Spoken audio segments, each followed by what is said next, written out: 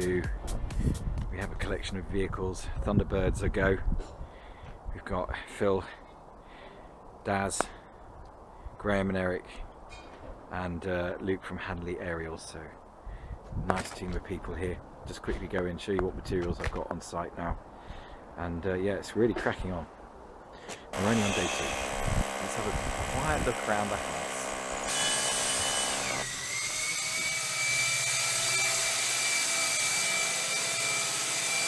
Light doors,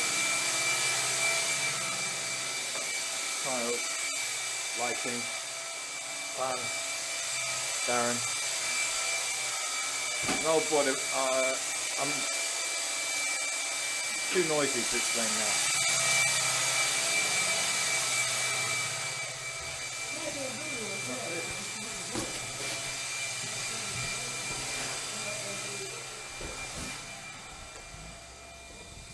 So now I've just managed.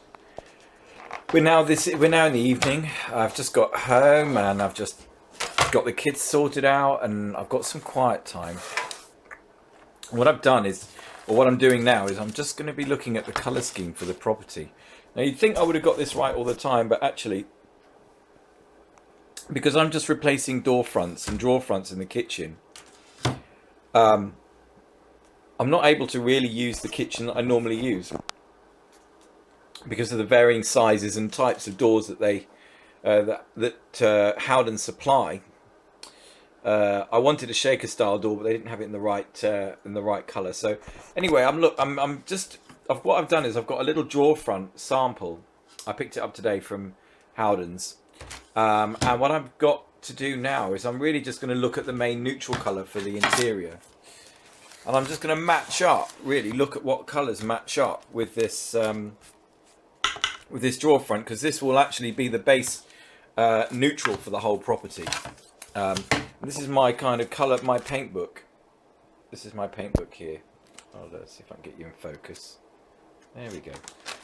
These are really a lot of colours that I like to use. Now, would you believe there's so many different types of neutral shades to deal with?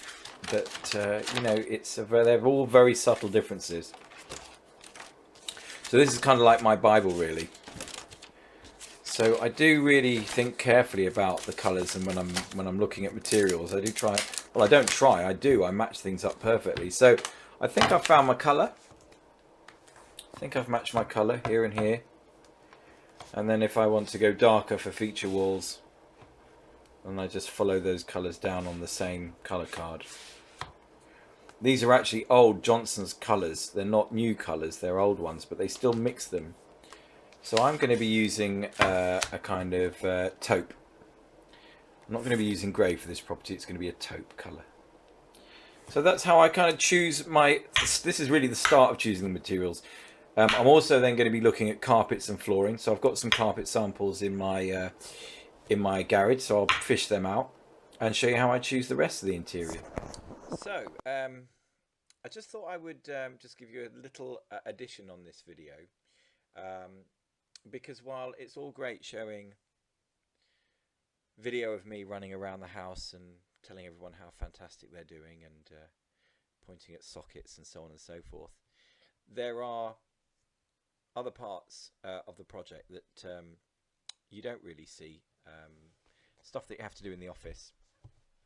Now, because I renovate properties not only for myself but for other people, I do need to do risk assessments and method statements. Now, the method statements aren't the legal element, but the risk assessments are. So I just thought I'd very briefly touch upon the subject of risk assessments, because the law has changed recently, and if you are instructing contractors, especially if you're doing deal sourcing or you're doing this on behalf of clients, then you are putting yourself in the health and safety firing line. And it is important that you look at risk assessments as an important part of the refurbishment process. Now, I use a system that is that I pay for on an annual basis. That is very complicated. I won't bore you with all the details. Now, I know for a fact, I've just been online, so I am going to show you something I looked up online, which is a software package that you can get on iTunes, which is for the iPhone, I believe, which is the CDM Wizard. Now, I've never used that, but I would recommend that you look at something like that. So at least you're covering your backside on risk assessments. And I believe something like that you'll be able to do for your own projects, but maybe have a look at that. I'm going to just briefly show you what my method statements and risk assessments look like, just to give you an overview on show you an example what I do. Of one of my risk assessments that I've done. So here's my my dashboard, and I will show you a project that I've done. So these are a lot of these are just general ones, but this is one here that I did for a client not that long ago, and I use this as a template for pretty much all of my full property refurbishments. So I will just show you how this looked and what I did. So this basically is a risk assessment that I print out, and I do a copy for the site, and it shows all the different hazards that I've gone through. It did take quite some time to do this, but once I've done it once, then I don't really have to do it again and again.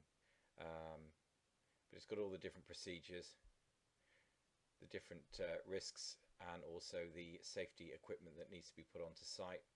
And then when the job begins, I take this to site and I make sure all the contractors read and sign the document.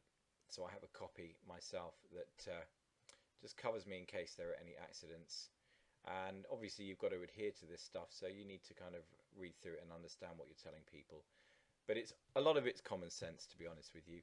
But I do recommend, if you are going to be doing refurbishment, that you look into the health and safety. It's called CDM, the CDM element of the project, and just make sure that you've got yourself covered.